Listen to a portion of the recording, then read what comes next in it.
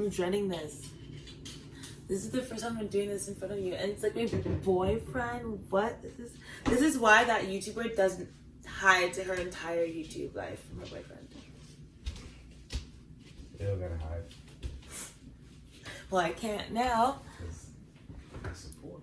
I know, you're so good at supporting. Perhaps her man just wasn't supporting. So she felt the need to hide. But she's hit them from every single one. She has a boyfriend all the time. That's fucked up. That's a different case. She needs to check herself. Right? Maybe a little more confident. We can have tea, talk about things that are exciting. You can buy me bling, I wear your ring. You wear my chain, I like your stain. We can have tea. Greetings, dolls and gents, and welcome to my doll room. We're back with another BKCHAT LDN episode 3 review.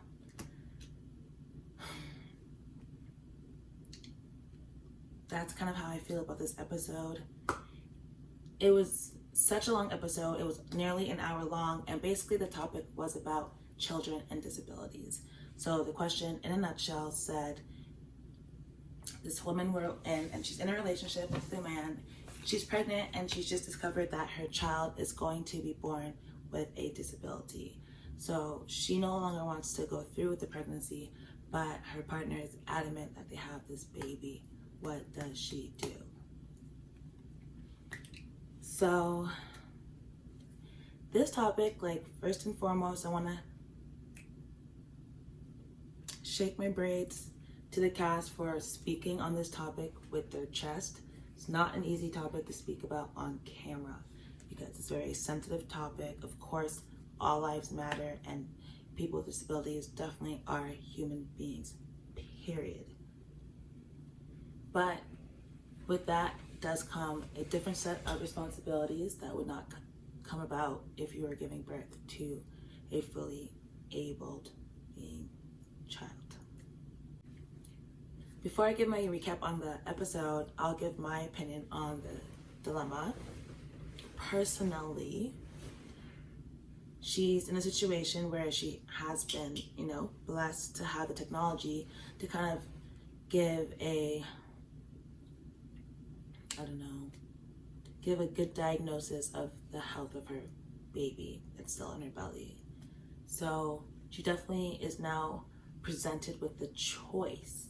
And it's so important that we have to remember it is a woman's body, so she should definitely always have a choice with how she wants to proceed. So in this case, she doesn't want to have it. And although she's so fortunate to have a partner that's down for the ride, because it definitely is a ride, I definitely think that she should be able to act upon what her heart desires, because she is attached to the baby forever, more so than the father. Period. Drag me if you will, but we can't deny a mother's connection to her child. So now we'll move on to the episode. Let's round this up real quick. I'm just gonna give a recap on some memorable moments with the cast. First up is the white boy with the curly hair. I don't know his name yet, but as his character develops, if it develops, then we will see. I and nobody else really can tell you that you're a bad person for even considering not bringing a child into this world if they are potentially going to be disabled, because all of us people here with our opinions, we're not going to be the ones that are helping you raise that child. We're not going to be going through the struggles with you. So what is my opinion? He didn't speak much, but when he did, it was quite facts. He also said everything with his chest. He listened a lot before speaking, and it was quite clear when he did speak. Yes, before you drop it, let me just say, just wanted to touch on a couple of things that have been said. Like, I fully agree with Castillo saying, whether the child has a disability or not, there are some people, let's just be real, that should not be parents. Like, to be a good, I don't have kids, but I'm assuming from the people that do, to be a good parent, you've got to be totally selfless. You have to put that child before you. I like the way you put that, selfless. You have to be. He made a good point where he said that parents need to be selfless, and that's so true, completely ready to be selfless, and he's personally not ready, and he's at that point in his life yet. So at this time, he wouldn't want to proceed with the pregnancy either. So moving on to Lucas. Last episode, I said that I thought his character was going to be the reformed old, like the old reformed roadman, but I'm quickly recanting that statement. He was just so silly this episode. He was really just on one as per usual, and like kind of being like an Esther, where he was just finding a way to give an example about himself to bring the fucking conversation to himself, when really his example had no correlation. Take a look for yourself. I was wondering how this was going to go. I was born with very, very complicated circumstances. My mum wasn't meant to live. What are you doing? When I was born. I was, at the time, a breech birth, so I came out leg first. And during I was born, I'm quite old, so the time I was born, it wasn't as advanced medically as things were now. And in actual fact, they actually told my mum, the chances of you having this kid and you surviving are next to nothing. There's no point you doing it. And apparently I had stuff wrapped around my neck or whatever, and I didn't tell. Yeah, so I was very, very... Not quite sure why he chose to storm off the stage. I don't even understand why this topic was so sensitive to Lucas. That example he gave was completely invalid. He did not experience growing up with this disability. Sure, there were birth complications during his pregnancy, or his mother's pregnancy rather, but I don't get the correlation. So a disabled person's not a human. I'm getting the fuck off here, man. You're trying shit. But to bring a normal child into this world and it not have any disability. I do feel as though he was hoping to have perhaps a viral moment, or he knew it would be a good look for the trailers, and kudos to you. Like, we really thought something happened, because I didn't even watch the trailer, but I think in the trailers it showed that Mark and Lucas would clash, and maybe that's why he stormed off. I'm obviously gonna maybe watch the trailer and decide if I include this clip. But that's my theory on that. But I'm gonna say I can understand Lucas' perspective, and that's great. Hopefully that he's ever in that situation, his shorty or his missus is very blessed to have a man like him that will stick around and want to be down for that ride. Cool. If I'm in a loving relationship with a woman that I love endlessly and this is my future, we're planning together, I don't care how much kid's gonna be. If she wants to have that kid, we're gonna do it. That's a lie. Because Lucas thinks and believes that women perhaps are not always aware of the power they hold, and perhaps you give birth to this baby that is disabled, and that becomes your purpose in life, to just be there for your child. It does, I don't know, even saying that out loud kind of just sounds very like, I forget the word. What's that word? I can't say it. Misogynistic? Fuck. Misogynistic. You know what I'm trying to say? Misogynistic? About masculines that just think in a fucked up way. You know what I'm talking about? Oh, you can't fucking hear me. I can't. So you know what I'm saying? Oh, what? Sorry. Say That word, misogynistic, fuck. I'll Google it. Ah, fuck it. You know that word that they fucking throw around a lot about, like, about men and how they think?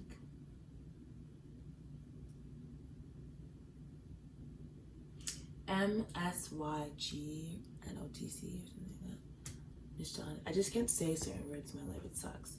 Whatever. about men? Yeah. Like the male perspective. The male perspective. Misogynistic? Yes. Misogynistic. How you say it? Misogynistic? Something like that? I know, it's so hard to say, right? Yeah, Fuck. misogynistic, I think. Can you play the audio? I'll play the audio. What audio? I thought you Googled it and found it. You just thought of it? So you just thought of it on your own? Smarty boy. Misogynistic. Misogynistic. Misogynistic. Yeah. Yeah. Misogynistic. Misogynistic. Misogynistic. You did. Misogynistic. Oh, I said misogynistic. Don't confuse me with what you said. That was wrong. Misogynistic. Misogynistic. Misogynistic. Misogynistic. This guy's coming with his fucking errors. Like, what? Let me tell you what I fucked up with. Misogynistic. But that. What are you trying to say though? I'm trying to say that the way Lucas was thinking was very misogynistic in that sense. Like he's saying, go through it. Women, go through with this act, and you never know. That could become your life purpose. What I'm saying is, you don't know what you can deal with. You don't know what your actual fulfillment will be or what it will come from. Like that child that you give birth to could be your purpose. Yes. That could be your fulfillment. True. Yeah. So as. But what about the people that leave their children and completely abandon them because they did try it and it didn't work out for them? Thank you. Because there are people out there that took that risk. Like, okay, cute and all, if you're being frank, but really, Lucas, why doesn't it become your life purpose then? It's so easy for you to say, of course, as a woman, it should be. Say just like that. Yeah, go on. I'm saying it just like that right now. All right, go. Yeah. So that in a sense. And that's the way Lucas is coming. That's the way he's saying him as a man. Like, he's pretty much being a man. Prejudiced against women. Misogynistic against women in that sense. Yeah, and that's being prejudiced against women. Yeah. It's forcing that stereotype. Like, come on, girl, you got this. Like, stop that. What else you gonna do? Just stay at home. Change your life. Stop. Were you working? They didn't even create it. Does she have a career? Like, maybe she doesn't wanna. Like, now it surpasses now 8 months maternity leave. Now this is never come back leave. Like, you can't. Anyways, so that's something to consider in that sense. Lucas also swears and vows that if he found the woman of his life, his missus, that he would stick it out and absolutely want to have this child.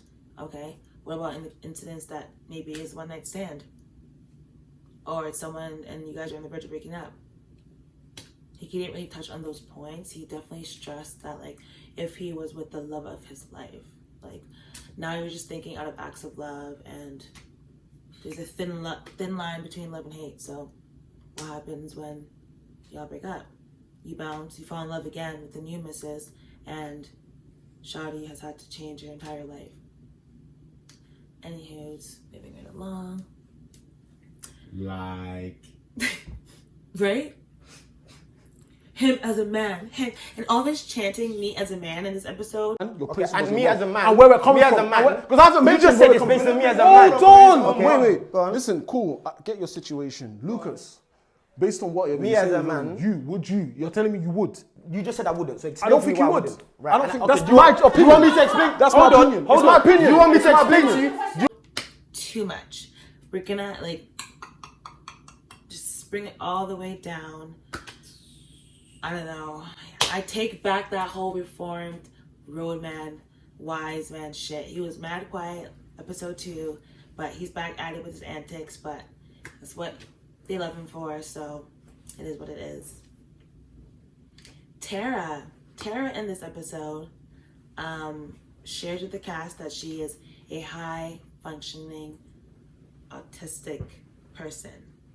And this is interesting because in the last episode I did comment about what people were kind of speculating within in the comments about whether or not she had some kind of disability herself. She does, and her 3 children all have disabilities as well. So that was very interesting, and kudos to her for choosing to be vulnerable with the cast and also educating the cast and the viewers about all of these things that she deals with in her day-to-day life. Sorry, can I just take a minute, please? Sorry. You okay? This one's really hitting close to home just for the fact that I've got 3 children and 2 of my children have autism, and my other daughter has giant syndrome, where she's actually the size of a 5-year-old and she's 2.5-year-old. So when this topic came up, it actually took me back to my daily life of the struggle that I deal with on a daily basis. I found it hilarious how throughout the episode, Mark tried to continue to wrap the conversation up literally about halfway into the episode, he was saying, all right, so, to wrap this up, and the conversation actually continued for almost half an hour more. Let me ask you a question. I'm going to ask every single one of you, apart from Tara, please stay. I want you to be honest with yourselves, because obviously we need to kind of like conclude and whatever. Esther tried it as well. The conversation was long. It was a drag. Like, to be honest, me recording this right now, drag. I'm really looking forward to watching episode 4, which I'll be doing right after this. So let's keep it right moving. Castillo also really opened up this episode as well. So for me, for example, like my mum's schizophrenic and my dad's schizophrenic and he's a crackhead. Yeah?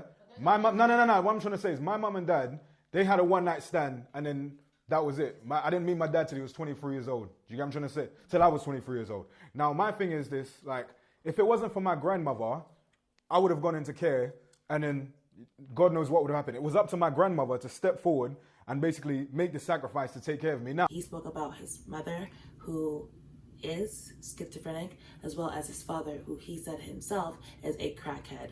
They had a one-night stand and had him. So if it wasn't for his grandma, who adopted him and completely changed her life and had the ability to, or flexibility, which although I'm sure it was a struggle, but she toughed it out, as single mamas do, and or grandmas. So he kind of stressed that his point on the topic is that you're really doing yourself a disservice if you're not able to have the means and think responsibly enough to decide, can you even raise a child? Yeah, it's one thing to say you want to try and figure it out when the child comes, but like, not only do you struggle, but the child struggles too. It's not really fair when the child didn't ask to come into this world. I get the point of view. All this alien talk though that Castillo was doing and saying how, no, I don't even want to repeat it. I'm just gonna put the clip here. big man thing, yeah, I couldn't do it, bruv. Because let's say the doctor told me I was going to have a son and he was going to have an abnormally large head, a slack jaw and no ears. That means I got to spend the rest of my life looking at my son's little ugly face, telling him that he's beautiful, bruv. These times my son looks like a fucking alien, bruv. My son's out here making onions cry. I couldn't do that, bruv. Castillo is definitely kind of the dark humor of the cast, I would say. It's like, it's funny what he's saying, but I don't want to laugh because it's so fucked up. And it's like, bruv, you're really just being ignorant a little bit. But he's just being so raw. And I can kind of respect the character he's developing for himself thus far. Esther had a lot to say on this topic, as she always does. But she did have a really personal experience, as she always does, that she could use to chat in this topic.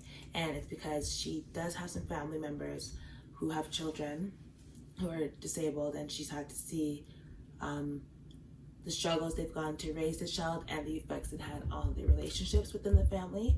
So she has said with her chest loud and clear that she had the opportunity where technology said the outcome of her child would be disabled, she would no longer want to proceed with the pregnancy. Being given that option is a blessing, do you know what I mean? Because it allows me to make decisions as to how I want to proceed with my life. Now, don't get it twisted, every child is a blessing, yes, but if I'm being given this technology which I can use to detect early as if there's going to be any disabilities, any Down syndrome, I'm going to take to that. Shay's character is becoming an eye roll for me. I'm so bored. I just feel like this girl needs to get a grip. That's what I see. I'm not really going to go into it because at the end of the day, what you're talking is rubbish. Single father, single mother doesn't matter. A parent is a parent to a child. And at the end of the day, it's not about biological because you have people that have good parents that didn't birth them. I was waiting it out. He seems like a sweet guy, but I would love to know how old he is. He seems mad young. My guess is 21. He never quite understands the question, and he's always like so irate about shit. And it's like, first of all, like the girl said, you don't even have children, but yet you're like cutting off the people with children who are spitting their opinions. Like, just digest some knowledge because they're speaking from a place of experience and then rebuttal. But he's like so set in his ways, so you can definitely tell he's young. I'm curious, so maybe I'll do my research and let you guys know next episode. Last but not least that I'm going to comment on this episode is Yasmin. She also decided to share with the cast that her brother has ADHD and her mother raised them both single on her own, and Yasmin herself suffers with mental illnesses. She did not state like what kind, but she just stated that. Talking about? I'm trying to know Mama what means you're dad talking having about. me. Do you know what I'm saying? My mum is a single mum. My brother has ADHD and I've got mental illness, but it's not easy. It's not easy. So you talking about Instagram? I didn't really think it was necessary. Again, these weren't really disabilities, and I felt at this point like everyone was kind of just throwing out like different kind of like arrows to be like, well, here's mine, and here's mine, and here's mine, here's mine, and it's like, we really don't need all that. This is why the episode is 50-minute long, and it's like, done out here. I was done out here. I literally only finished watching the episode so I could do this recap for the sake of consistency, period. I honestly wanted to skip over it and just do episode 4. But I was like, fuck, like, start where you finish. I swear I was going to do every single episode of this season. So this is my recap for episode 3. Comment down below what you would advise the person that wrote into the show. She no longer wants to have the pregnancy because she does not want to give birth to a child with disabilities, but her partner does. So would you tell her to follow her heart or act in the name of love? Go what your partner wants to do. Write it out. If you've enjoyed joining my doll room, please don't forget to comment, like, and subscribe for weekly comment. And as always, stay hustling. And that's a motherfucking wrap. Can you give me a kiss? Come give you a kiss? Yes. Okay, I'm coming.